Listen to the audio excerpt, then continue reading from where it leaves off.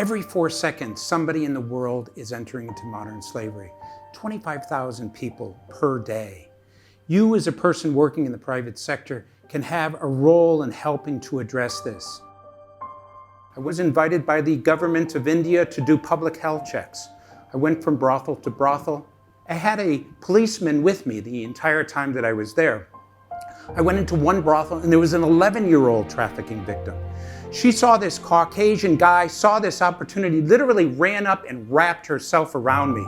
Said, save me, they're doing terrible things to me. I looked down at this child who was hysterically crying. I turned to the police officer and said, we need to get her out of here. I said, we can't do that. I said, what are you talking about? You're a cop. He said, if we try to leave, they'll kill us both. When most people think about human trafficking, they think about forced prostitution, for good reason. There are 4.5 million women and girls in forced prostitution around the world. In a year, 9.2 million people. In a day, about 25,000 people will enter modern slavery around the world. The last statistic that always gets me is that there's a new slave every 4 seconds. 1, 2, 3, 4. Somewhere in the world, you have somebody entering into modern slavery, and the drug beats on and on and on. Around a quarter of all modern slavery victims are found within the commercial sex world. The remaining 75% are found within global supply chains. So these are the people that are making the food that we eat, the clothes that we wear, the electronics that we use every single day. Virtually no industry is immune from this issue, and every single country in the world is somehow affected.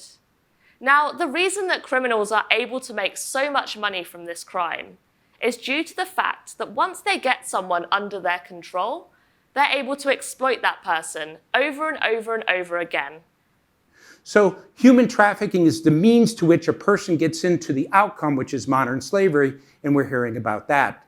Some people might ask the question, well, we may have some in Africa, Latin America. There's got to be a few thousand of them. Actually, there's a lot more than that. There's over 40 million people in modern slavery. In fact, there are more slaves today than any other time in history. More slaves today than any other time in history. 62% of them are here in Asia. When it comes to the 40 million, we have it broken down into a couple of subsets. About 38% of them is forced marriage, and 62% of them would be in forced labor.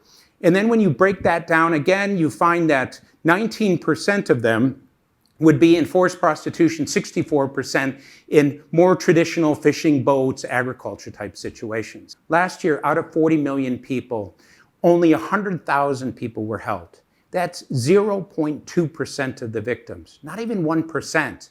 Out of 500,000 criminals, you had a situation where only about 8,000 of them were put in jail, 0.8%. The profits generated from modern slavery are estimated to be $150 billion a year. The amount of money that's used to fight it is about $350 million, or 0.23% of the profits. A report that came out of the UK said that 72% of supply chain professionals thought that they didn't know what was really happening down below the top tier. And this is common. We see this all over the world. Another survey that was done in Australia said that 78% of these supply chain professionals felt like they already had modern slavery or forced labor in their supply chains. So what we're talking about here isn't something that's hypothetical. It's real. And it's something that organizations have to take into consideration when they address what they need to do in order to protect their business. So what we're beginning to see is a lot of companies are training not only their own staff, but the subcontractors and the subcontractors all the way down the tier.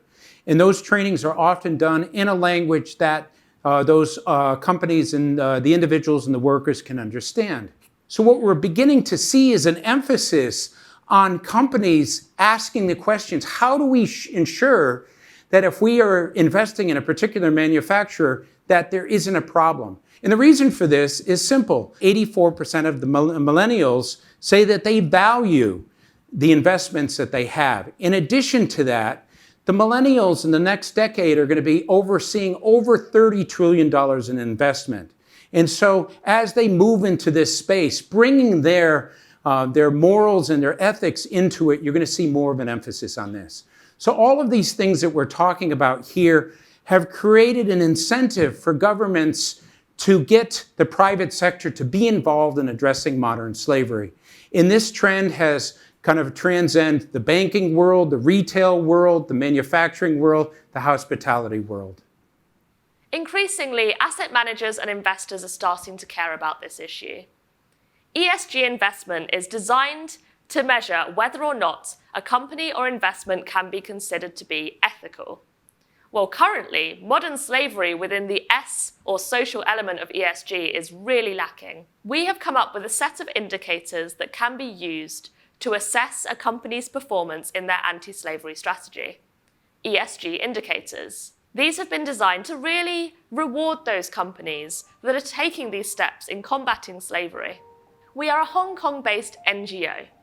We work with organisations in a positive, collaborative, non-naming and shaming way to identify opportunities for change.